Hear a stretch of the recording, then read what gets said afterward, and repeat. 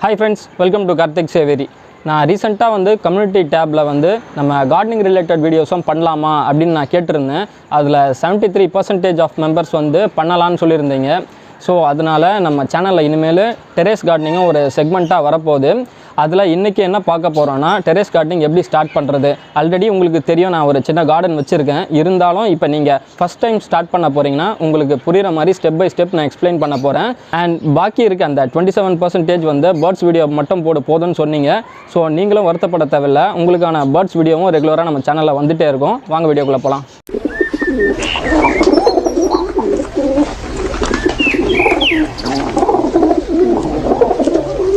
நம்ம இப்போ ஒரு செடி வைக்கணுன்னா அதுக்கு தேவைப்படுற முதல் விஷயம் என்னென்னு பார்த்தீங்கன்னா கண்டெய்னர்னு வரும்போது இந்த மாதிரி க்ரோ பேக் நம்ம சூஸ் பண்ணலாம். அப்படி இல்லைனா பழைய பிளாஸ்டிக் பக்கெட் சூஸ் பண்ணலாம், பெயிண்ட் பக்கெட் கூட நீங்கள் சூஸ் பண்ணலாம், இல்லை சிமெண்ட் பாட், இந்த மாதிரி எந்த விதமான கண்டெய்னர் வேணாலும் நீங்கள் செலக்ட் பண்ணிக்கலாம். நான் வந்து இன்றைக்கி இந்த க்ரோ பேக் வச்சு தான் பண்ண போகிறேன். ரெண்டாவது முக்கியமான விஷயம் என்னென்னு பார்த்தீங்கன்னா பாட்டிங் மிக்ஸ், அதாவது மண்கலவை தான் ஒரு செடி வளர்கிறதுக்கு முக்கியமான விஷயம். ஏன்னு பார்த்தீங்கன்னா செடிக்கு தேவைப்படுற எல்லா நியூட்ரியன்ஸும் அந்த மண்ணிலிருந்து தான் அதுக்கு கிடைக்கணும். ஸோ பாட்டிங் மிக்ஸ் வந்து நம்ம பக்காவாக ரெடி பண்ண வேண்டியது ஒரு முக்கியமான விஷயம். பாட்டிங் மிக்ஸில் என்னென்னலாம் மிக்ஸ் பண்ணலான்னு பார்த்தீங்கன்னா, செம்மண் கலக்கலாம், அது கூட வந்து கோகோபீட் கலந்துக்கலாம், அதுக்கப்புறம் பார்த்திங்கன்னா மண்புழு வரும், அப்படி இல்லைனா ஏதாவது ஒரு உயிர் வரும். இந்த மூணும் கலந்து தான் நம்ம பாட்டிங் மிக்ஸ் ரெடி பண்ண போகிறோம். இதுதான் அந்த கோகோபீட். இது பார்த்திங்கன்னா நான் 5 கிலோ பிளாக் தான் வாங்கியிருக்கேன். இதோட அட்வான்டேஜ் என்னென்னு பார்த்தீங்கன்னா, இதில் நம்ம தண்ணி ஊற்றுனதுக்கப்புறம் இது வந்து ஒரு 4-5 மடங்கு வந்து எக்ஸ்பேண்ட் ஆகும். இப்போ இது 5 கிலோ இருக்குன்னா இதில் தண்ணி ஊற்றுனதுக்கப்புறம் கண்டிப்பாக ஒரு 20 கிலோ கிட்ட இது எக்ஸ்பேண்ட் ஆகிடும். அதுக்கப்புறம் இது கூட நம்ம செம்மண், அதுக்கப்புறம் மண்புழு வரும், இது எல்லாத்தையும் நம்ம மிக்ஸ் பண்ணி நம்ம வந்து செடி வைக்கலாம். இப்போ நம்ம ரேஷியோ பார்த்திங்கன்னா இது 2 பங்கு, மண்புழு உரம் 2 பங்கு, அதுக்கப்புறம் செம்மண் 1 பங்கு. ஸோ இந்த அளவு ரேஷியோவில் தான் நம்ம வந்து பாட்டிங் மிக்ஸ் ரெடி பண்ண போகிறோம். அண்ட் இந்த கோகோபீட்டோட பெரிய அட்வான்டேஜ் என்னென்னு பார்த்தீங்கன்னா, இது கொஞ்சம் வெயிட்லெஸ். நீங்கள் இப்போ ஒரு பாட் நிறைய நீங்கள் வெறும் மண் வச்சு நீங்கள் செடி வச்சுருந்தீங்கன்னா அந்த பாட் வந்து ரொம்பவே வெயிட்டாக இருக்கும். நீங்கள் டெரேஸில் இந்த மாதிரி கார்டன் பண்ணும்போது பாட் எல்லாமே ஓவர் வெயிட் ஆச்சுன்னா டெரேஸ்க்கும் அது வந்து பாதிப்பாகும். ஸோ இந்த மாதிரி நம்ம கோகோபீட் செலக்ட் பண்ணுறதுனால அந்த பாட் வந்து வெயிட்லெஸ்ஸாக இருக்கும். ஸோ நீங்கள் இந்த கோகோபீட் கலக்காமல் வெறும் மண்ணிலேயே செடி வச்சு அந்த பாட்டுக்கும் அண்ட் இந்த கோகோபீட் கலந்து செடி வச்ச பாட்டுக்கும் தூக்கி பார்த்தாலே உங்களுக்கு டிஃப்ரென்ஸ் தெரியும். அந்த பாட்டை விட இந்த பாட் வந்து வெயிட்லெஸ்ஸாக இருக்கும். ஸோ பில்டிங்கும் எதுவும் டேமேஜ் ஆகாது. அப்புறம் இன்னொரு முக்கியமான அட்வான்டேஜ் என்னென்னு பார்த்தீங்கன்னா, இது வந்து தண்ணியை வந்து தக்க வச்சுக்கும். அப்படி இருக்கும்போது எப்போவுமே மண்ணில் வந்து ஈரப்பதம் இருந்துகிட்டே இருக்கும். அது செடிக்கும் ரொம்ப நல்லது.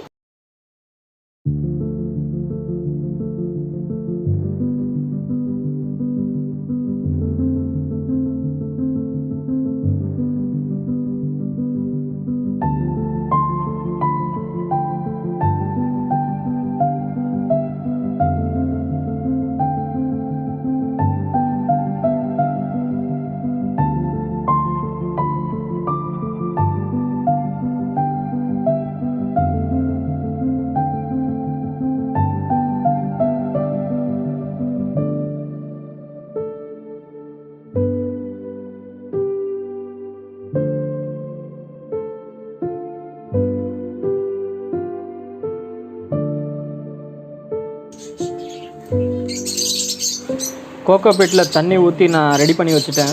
அடுத்தது நம்ம செம்மண் எடுக்கிறோம். ஆல்ரெடி சொன்ன மாதிரி செம்மண் 1 பங்கு, கோகோபீட் 2 பங்கு, அப்புறம் மண்புழு உரம் 2 பங்கு. செம்மண் வந்து உங்கள் ஏரியாலேயே நல்ல செம்மண் கிடச்சதுன்னா நீங்கள் அதையே யூஸ் பண்ணிக்கலாம். எங்கள் ஏரியாவில் சுத்தமாக நல்ல மண் கிடைக்கல.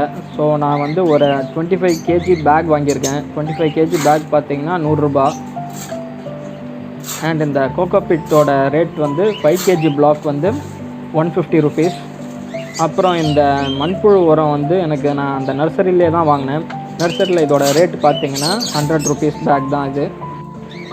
இப்போ நான் மிக்ஸ் பண்ணி வச்சுருக்க பாட் மிக்ஸை எடுத்து இந்த க்ரோ பேக்கில் நான் ஃபில் பண்ணிக்கிறேன். க்ரோ பேக் ஃபுல்லாக ஃபில் பண்ணிவிட்டு இந்த மாதிரி எட்ஜஸை நம்ம மடித்து விட்டுறணும்.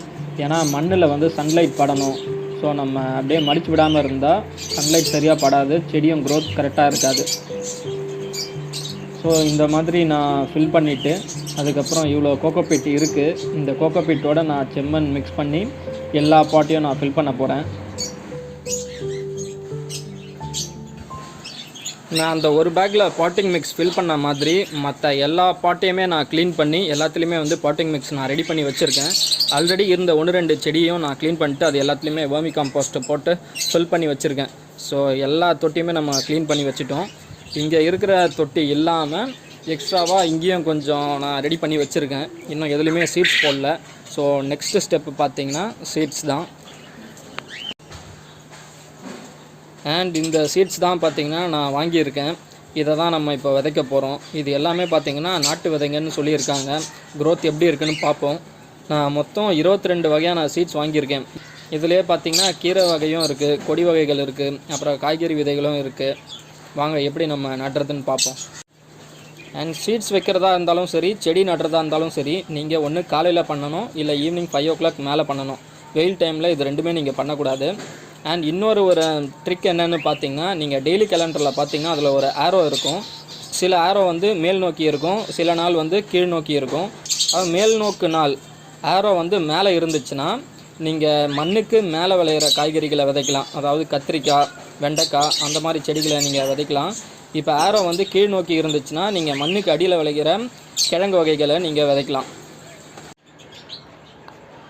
சீட்ஸ் பார்த்திங்கன்னா நீங்கள் 2 விதமாக விதைக்கலாம். ஃபஸ்ட்டு இந்த மாதிரி நர்சரி ட்ரேன்னு சொல்லுவாங்க. இந்த மாதிரி சீட் ட்ரேயில் நம்ம அதே பாட்டிங் மிக்ஸை ஃபில் பண்ணிவிட்டு இதில் சீட்ஸ் போட்டு ஒரு சீட்ஸ் வந்து ஜெர்மினேட் ஆகி இல்லை ஒரு 3 inch வரைக்கும் வளர்ந்ததுக்கப்புறம் இதிலேருந்து எடுத்து வேறு பாட்டில் நம்ம நடலாம்.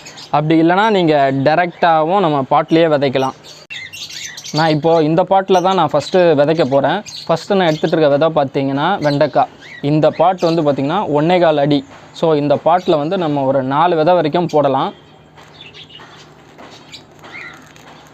நீங்கள் விதை எடுக்கிறதுக்கு முன்னாடி ஃபஸ்ட்டு இந்த விரலில் பாதி இவ்வளோ தூரம் அட்லீஸ்ட் ஒரு 2 inch அளவுக்கு நீங்கள் இந்த மாதிரி ஹோல் மாதிரி போட்டுக்கணும்.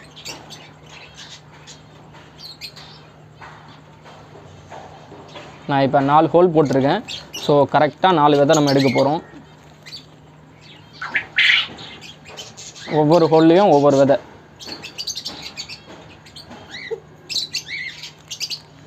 போட்டுட்டு இந்த மண்ணை எப்படி நீங்கள் அப்படியே கிளறி விட்டுடலாம். இந்த மாதிரி தான் நான் எல்லா பாட்லேயுமே விதைக்க போகிறேன். இப்போ நம்ம நிறைய பாட் வச்சுருக்கிறதுனால எந்த பாட்டில் என்ன விதை போட்டோம்னு நம்மளுக்கு ஞாபகம் இருக்காது. ஸோ அந்த மாதிரி நேரத்தில் நம்ம இந்த மாதிரி ஒரு ஐஸ்கிரீம் ஸ்டிக்கில் இந்த மாதிரி நேம் எழுதிக்கலாம். எழுதி நம்ம இப்படி சொருகி வச்சுக்கலாம். அதுக்கப்புறம் பார்த்திங்கன்னா நம்ம விதை போட்டு செடி வந்து ஒரு 3 இல்லை 4 inch வளர்கிற வரைக்கும் நம்ம ஸ்ப்ரே தான் பண்ணணும். வேகமாக தண்ணி ஊற்றக்கூடாது.